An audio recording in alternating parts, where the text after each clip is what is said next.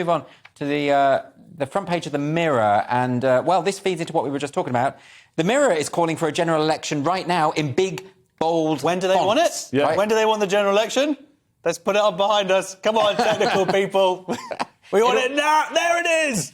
Now. And they say the British people demand. I mean, do the British people demand a general Daily election Mirror. now, or is it just the Daily? Is it just the Daily Mirror headline writers? Labour supporters demand it now, and SNP. Might just be that. I don't know if the Daily Mirror can speak on behalf of the nation, but what do you think, Leo? Well, Keir Starmer has called for a general election now because, I mean, a face drawn on a plank of wood could do better than the current government, and Keir Starmer is a face drawn on a plank of wood.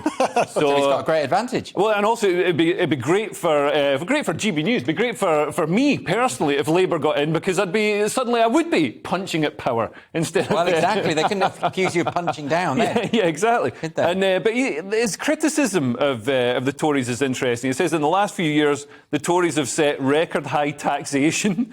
So this is a Labour leader complaining about high taxation. So is he going to bring taxes down? Is he going to bring through these Liz Truss I think the idea tax is he might cuts actually spend that money Truss on... tried to bring through? Sorry. You know, like, do you accept? I mean, one of his other accusations is that they've created a cost of living crisis. Do you think that is true?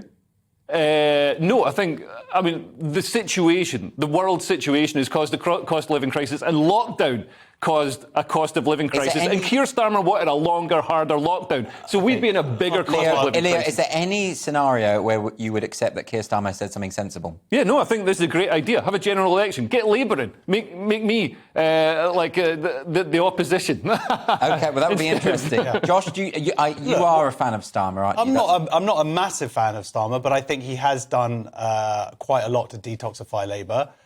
There are some issues, certainly with his inability to recognise women, or at least to stand up and go, this is what a woman is. And also, like the other night, he was giving an award, and there's some dodgy stuff about how he's going to be making hate crimes seemingly tougher, but that could be including misgendering.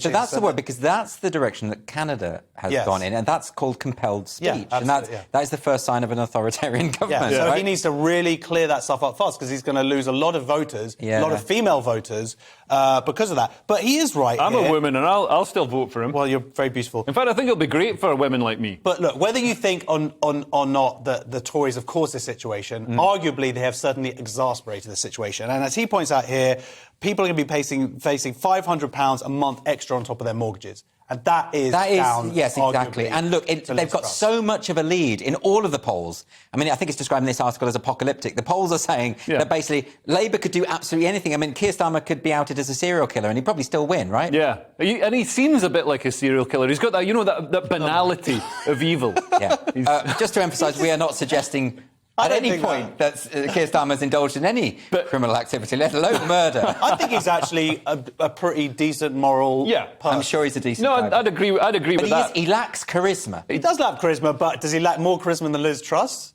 Boris Johnson does have charisma, no matter what you think of him. He does. Well, as they say here, someone says here they said he's got stardust.